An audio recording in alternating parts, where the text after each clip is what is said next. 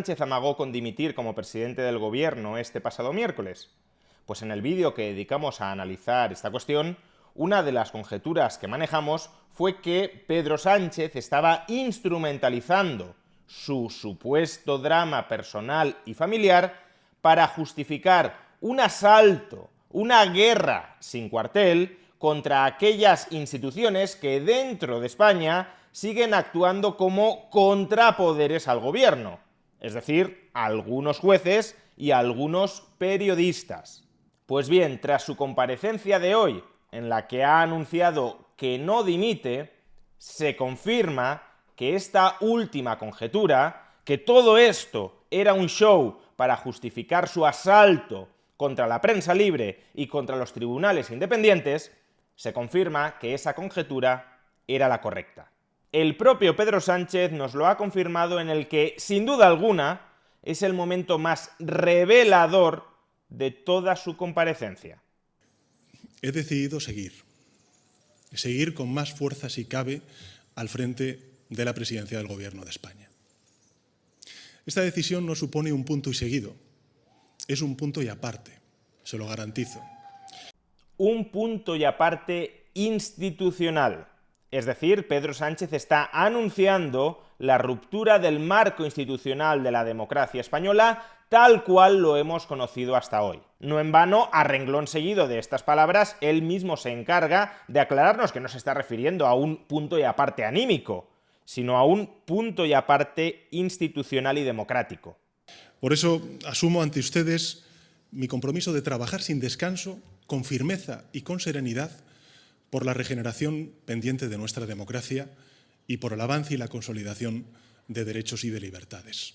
Como en el mundo orwelliano de 1984, cuando Pedro Sánchez habla de consolidar derechos y libertades, en realidad está anunciando una restricción, un ataque, una censura a esos derechos y libertades. Y no hace falta siquiera suponer que esas son sus intenciones ocultas. Él mismo las explicita en su comparecencia cuando anuncia que va a perseguir la malentendida libertad de expresión, que desde su punto de vista no es verdaderamente libertad de expresión, sino libertad de difamación.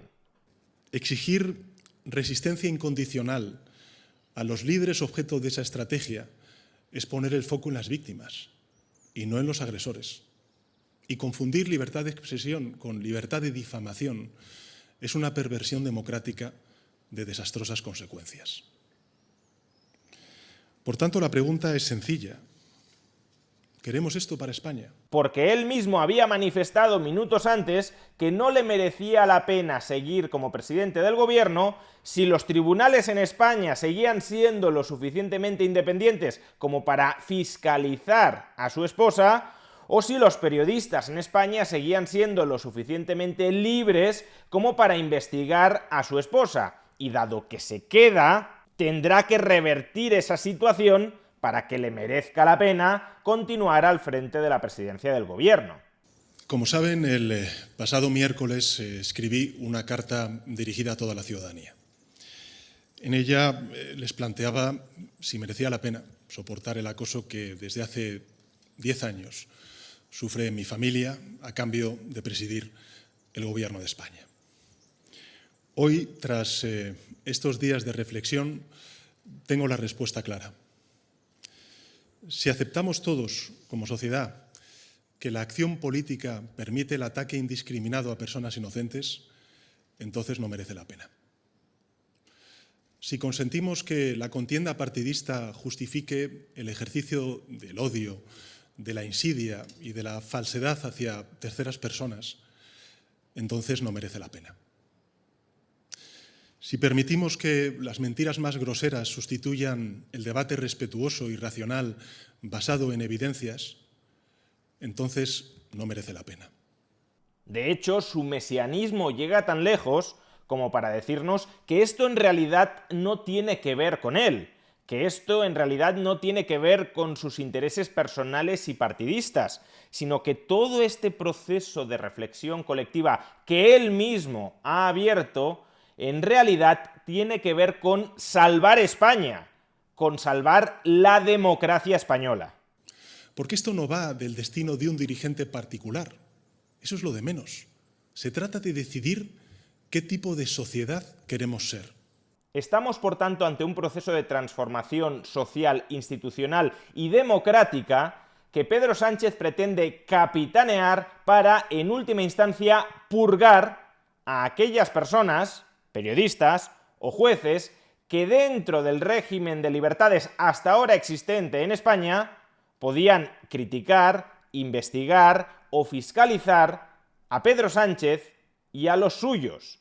No en vano, el propio Pedro Sánchez anuncia que va a comenzar a limpiar a la sociedad y a las instituciones españolas de la ponzoña, es decir, de periodistas y de jueces no alineados.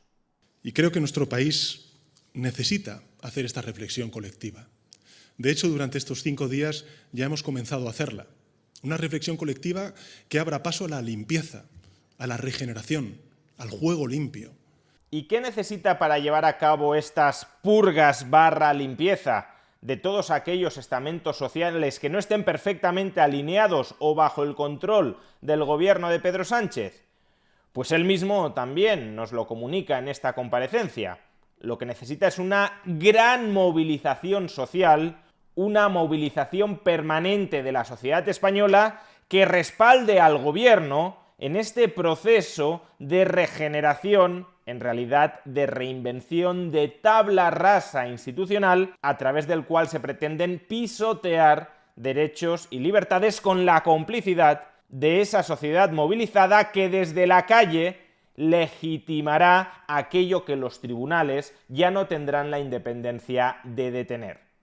Solo hay una manera de revertir esta situación: que la mayoría social, como ha hecho estos 5 días, se movilice en una apuesta decidida por la dignidad y el sentido común, poniendo freno a la política de la vergüenza que llevamos demasiado tiempo sufriendo. Solo una reflexión final. Estamos ante una persona tan obsesionada con el poder, no solo con el poder que ya tenía, sino con el poder absoluto que aspira a tener.